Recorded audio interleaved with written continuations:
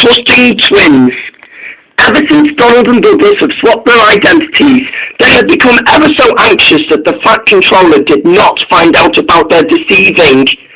Arthur had been the only engine to know and was promised not to tell everyone, but the twins also felt that something was not right for them at all.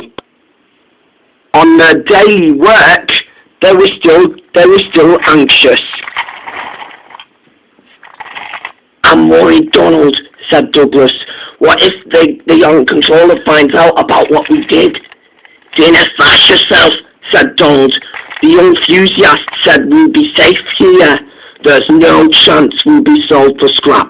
We're a full-time workout to the Fat Controller's railway now."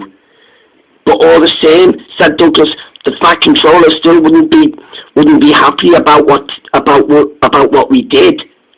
The twins kept it to themselves and were still showing their attitude to doing work. But they didn't mind what they did soever. They started pulling coaches and trucks easily. No matter what, however, Donald had always been doing well on Edward and Doug's branch line, and everything seems like clockwork until one day the Fat Controller came to see them outside the sheds. He had some important news. "Important goods have arrived at the big yards for you two to take to the yards, Donald and Douglas," he said, and I need you both to help the other engines." He gave them a stern look. I see there's no reason for you two to be swapping tenders again, I see," he said. He turned and walked sternly away with his hands twitched to his back. The twins were in shock. "How did he know about all this?" said Donald. "Maybe we must have been told upon," said Douglas. They were trying to find out who that was that told the Fat Controller about swapping tenders again. We'll show that pesky Arthur a thing or two," they said. "Come on, Dougie, let's go," said Donald, and with that, Donald and Douglas were ready to pay Arthur out. Meanwhile, Arthur was waiting patiently for the signal to go down. He was taking some passengers to the station when he wasn't focusing what's going on behind. Donald and Douglas cruised quietly up, one on each side. They were going to pay Arthur a visit. As they went separately through different lines. "Look here, Saddle Tank," they said as they found Arthur behind. "You told the Fat Controller about us swapping tenders again, didn't you?" said Douglas. Arthur was in shock. "You know I didn't tell him," said Arthur. "We made a promise, didn't we?" "Perhaps the Fat Controller found out himself, eh?" said Douglas. Arthur was scared. "Listen," he said. You two both know I didn't tell on him," he said. "You know I didn't tell him. You know I wasn't going to. And besides," he said, Dennis shunting trucks in the yards, and you two should be doing that too." The twins were cross, and then they puffed away to find Dan.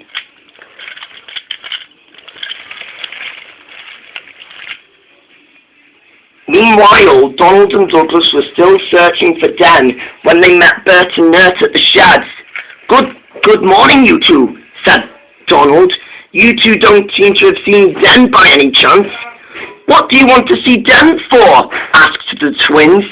Dan told on us, and we want to pay him out." "Oh, really?" said Nert. But take my advice. Remember to play a trick on him. That's what Bill and Ben did when Boko took their trucks."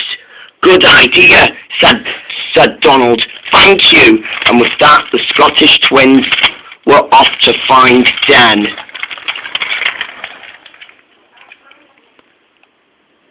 But just then, Dan was preoccupied shunting trucks. He had shunted the slate trucks into the siding, and he went to collect the other trucks. He found that the trucks he had just shunted were heading straight towards him. Dan heard that another truck was coming towards him too, and so Dan was squashed between the three trucks. Growled Dan. What is the meaning of this? Donald was very cross with Dan. You told on Dougie and me, didn't you? I don't know what you two are talking about, said Dan. Yes, you do, said Douglas. Don't play that trick on us, or we'll squash you like a brake van. Help! Help! Said Dan. Just then, Stephen finally bustled in. Donald? Douglas? He said. What on soda is going on here? You two are meant to be doing your work. Now shift. But, said Douglas. No buts, said Stephen. I'll handle Dan. The twins puffed crossly away. Are you all right, Dan? Said Stephen. Yes, thank you, Stephen, said Dan. Why did I what? Said Stephen. Why did you stick up for me? You almost could have let them squash me. We're not in the modern times anymore, Dan, said Stephen. We still run the same rails. Diesels, steamies, it doesn't matter what we are. After all, we still run the same rails. Cheerio! And Stephen puffed away. The next day later, Dan still had some more trucks to take to the quarry. These trucks this time took a dislike to Dan. Ever since Derek paid Edward out on his first visit, the engines now treat Dan how Derek used to treat Dan. But Dan, however, was still in a bad mood. Donald saw him again and spoke angrily to him. You're saying that you don't remember telling the Fat Controller about me and Dougie switching tenders again?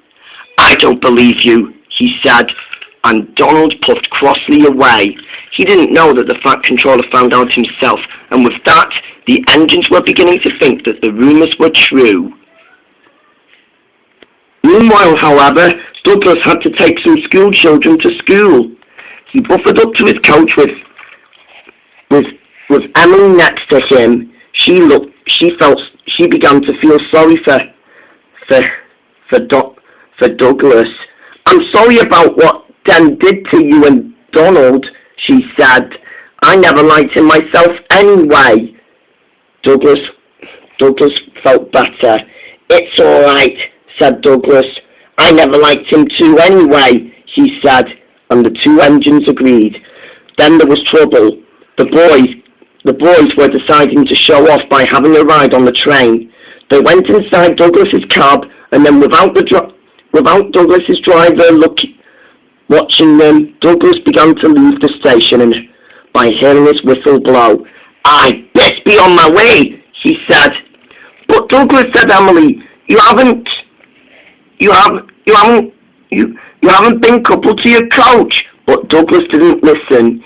He still heard his whistle as he left the station by accident. Emily was in shock. Still, Douglas was enjoying himself. He began to shuffle around the line without the quiet train behind him.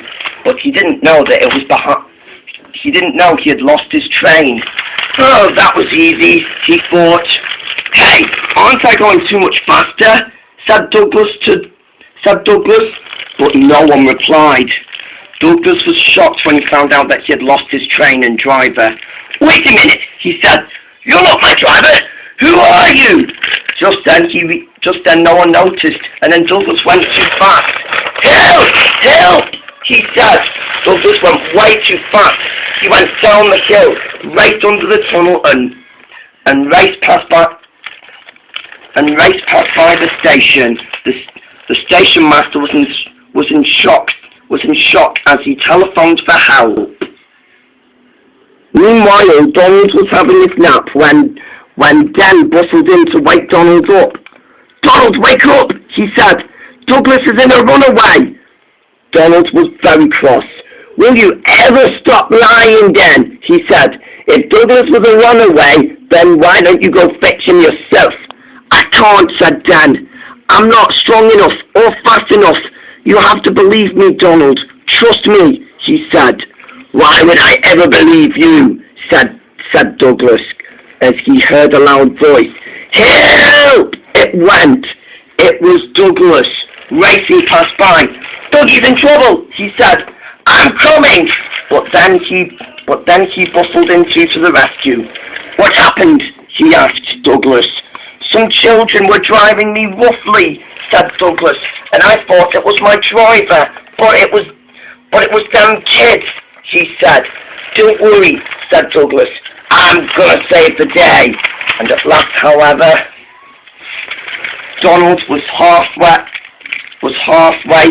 at the back of Douglas's tender, and at last his driver climbed out of Donald's cab and coupled him straight away to Douglas's tender. Douglas braked hard, and then Douglas slowed down.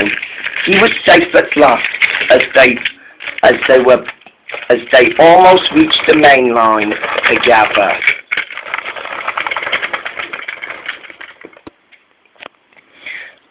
At last they came out of the tunnel and had reached the station with the guilty child out of Douglas's cab, explaining everything to the Fat Controller about what he did. The Fat Controller soon spoke to Donald and Douglas. Well done, Douglas," said the Fat Controller, "for being a very brave engine. And as for you, Donald," he said, "you have done well saving your brother. As a reward, you two will be my full-time assets on my railway," he said. "And now," he said, "there's no point in swapping tenders anymore." The twins were glad when this was all over, and at last they were thrilled with themselves. Later that day, Donald and Douglas have apologised to Dan. "It's all right," said Dan. "If I hadn't have showed up, you would have been a runaway, Douglas," he said. I know, said Douglas. "Thanks, Dan," said Donald. "So the Fat Controller found out himself after all," he said.